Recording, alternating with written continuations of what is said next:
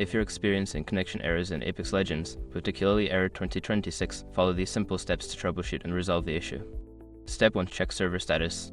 Visit the official Apex Legends server status page or social media accounts to see if there are any ongoing server issues.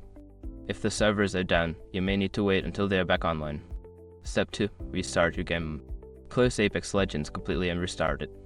This can help refresh your connection and resolve temporary glitches that may be causing the error. Step 3. Check your internet connection. Ensure that your internet connection is stable. You can do this by running a speed test or trying to connect to other online services. If your connection is weak, consider resetting your router. Step 4. Change your network settings. If you're using Wi-Fi, try switching to a wired connection for better stability. Additionally, you can try changing your DNS settings to public DNS like Google DNS 8.8, 8.8 and 8.8, 4.4 for improved connectivity. Step 5. Reinstall the game. If none of the above steps work, consider uninstalling and reinstalling Apex Legends. This can fix any corrupted files that may be causing the connection error. By following these steps, you should be able to resolve the connection error and get back to playing Apex Legends. If the problem persists, consider reaching out to EA support for further assistance.